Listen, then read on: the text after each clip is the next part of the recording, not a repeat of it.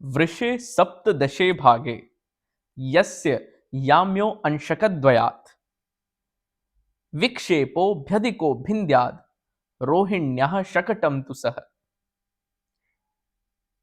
आर्यभट्ट के एक शिष्य हुए जिनका नाम था लता देव। लता देव ने अपने गुरु आर्यभट्ट की कई सारी खगोल विद्या को, उनके कई सूत्रों को एक धागे में पिरोया और एक महानतम खगोल शास्त्र के ग्रंथ की रचना करी, जो कि खगोल शास्त्र की भारतीय खगोल विद्या की आधारशिला में से एक है। उसका नाम है सूर्य सिद्धांत। सूर्य सिद्धांत के 8वें अध्याय और 13वें श्लोक को मैंने अभी आपके साथ साझा किया, जो बताता है रोहिणी सकट भेदन के बारे में। इस श्लोक को और इसके अर्थ को मैं एक बार आपके साथ साझा करता हूं। वृषे सप्तदशे भागे यानी वृषभ राशि के 17वें भाग यानी 17वें डिग्री पर यस्य यानी जिसका या जिस ग्रह का याम्योह अंशकद्वयात् सदर्न टिप पर दक्षिणी ध्रुव पर जब भी 2 डिग्री या उससे ज्यादा का विक्षेपोऽभ्यधिको भिन्द्यात् विक्षेपण यानी क्रॉस होता है यानी पासिंग होती है, तो उसे कहा जाता है रोहिण्यः शकटम तु सः, रोहिणी नक्षत्र का भेदन या रोहिणी के सकट का जो उसकी आकृति है उस तारा समूह की, उसका भेदन। आज ऋत्विक स्पीक्स का यह एपिसोड भारतीय प्राचीनतम विद्याओं का, खगोल शास्त्र का, ज्योतिष शास्त्र का और पौराणिक प्रसंग का एक मिश्रण है। तो आइए जानते हैं आज के एपिसोड के साथ क्या होता है रोहिणी सकट भेदन।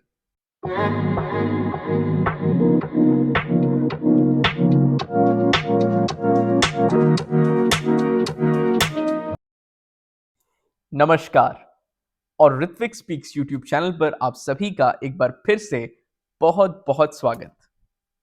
आज जिस श्लोक को मैंने आपके साथ सूर्य सिद्धांत में से साझा किया, उसी का एक पौराणिक प्रसंग भी है और उसी का एक ज्योतिषीय महत्व भी है।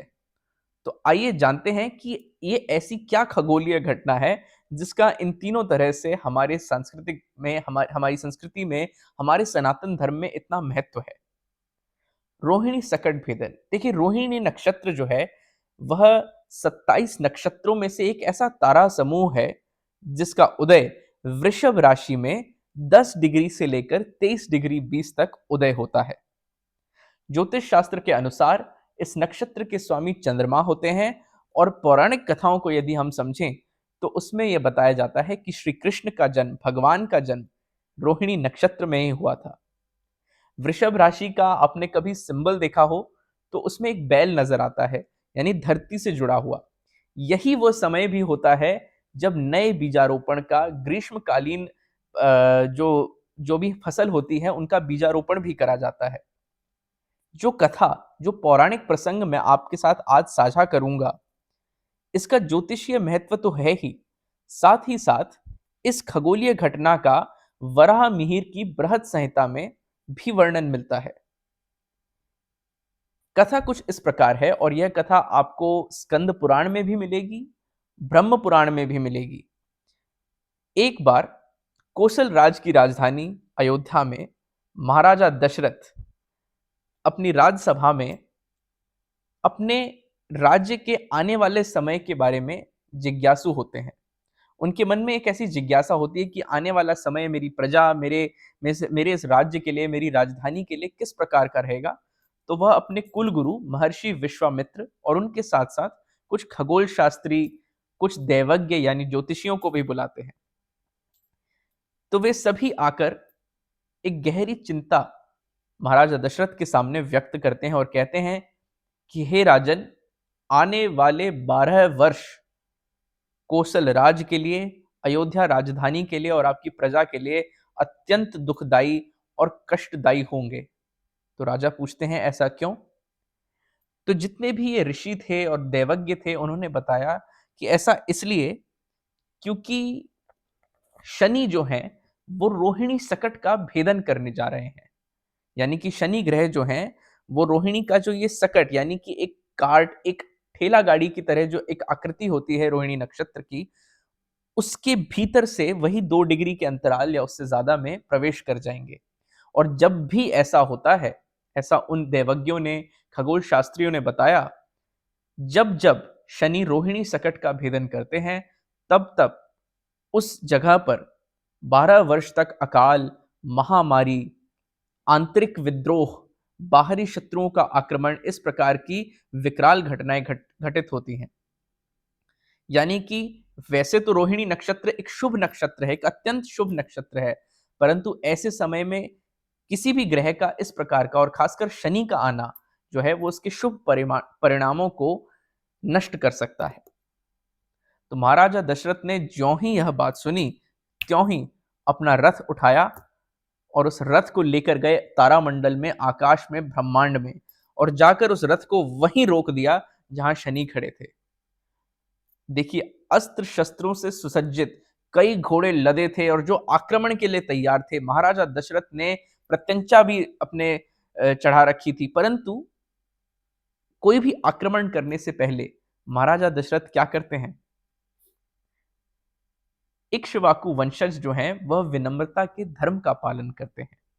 महाराजा दशरथ शनि देव के सम्मान में एक अत्यंत सुंदर रचना करते हैं, एक स्तुति का पाठ करते हैं, जो स्तुति मैं आपके साथ इस एपिसोड के अंत में भी शेयर करूंगा।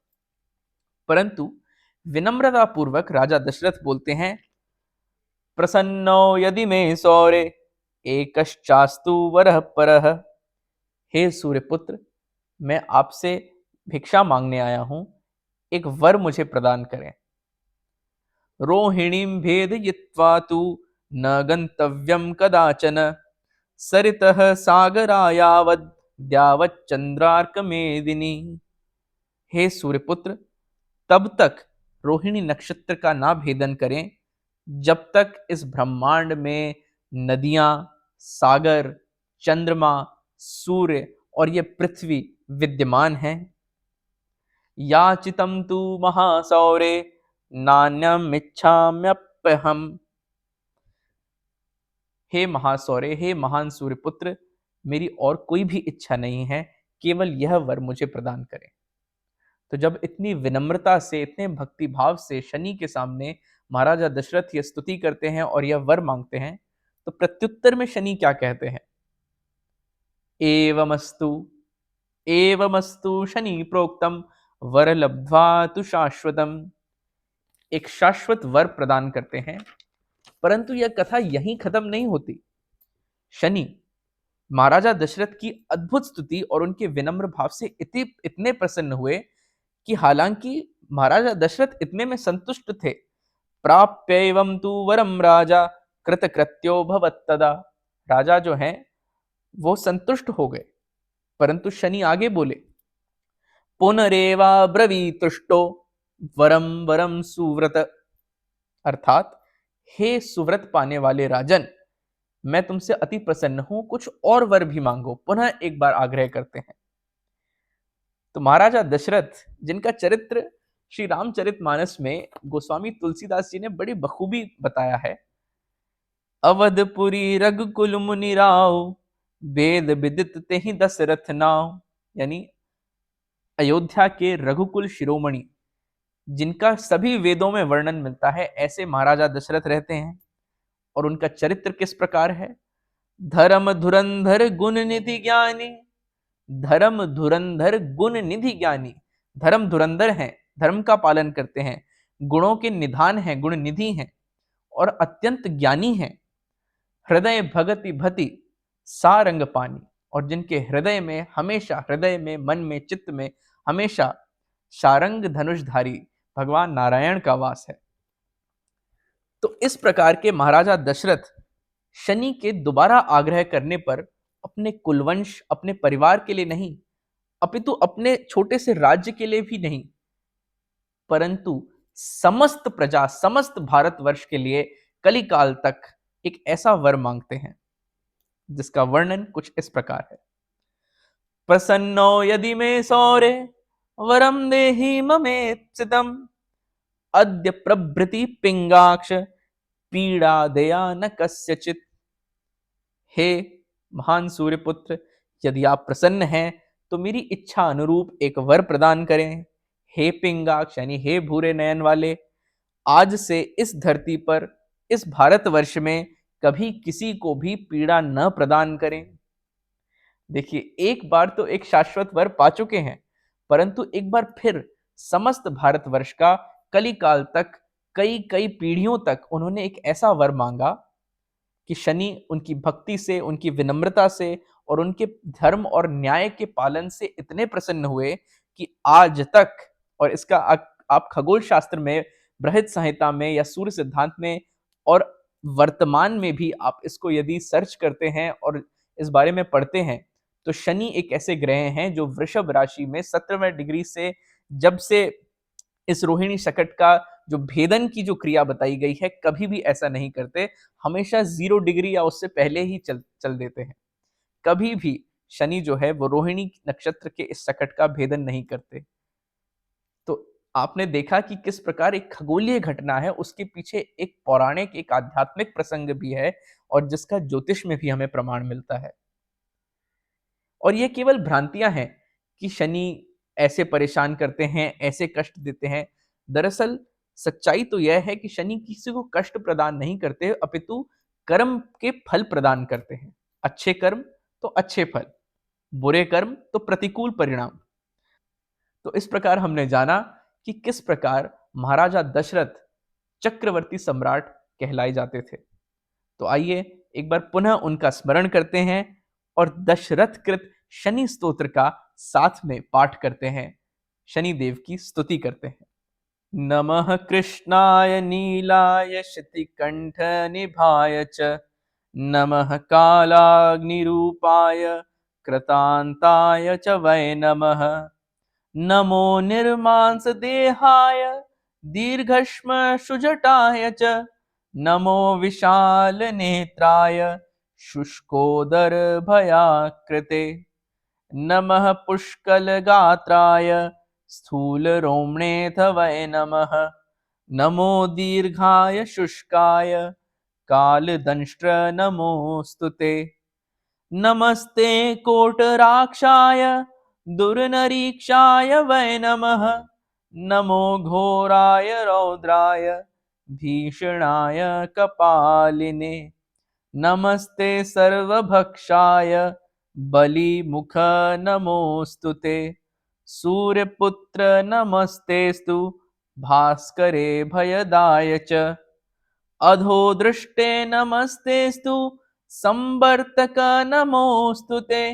नमो मंदगते तुभ्यं निःसृतंशाय नमोस्तुते। तपसा दग्ध देहाय नित्यं योगरताय च। नमो नित्यं शुधातार्य अतृप्ताय च वै नमः।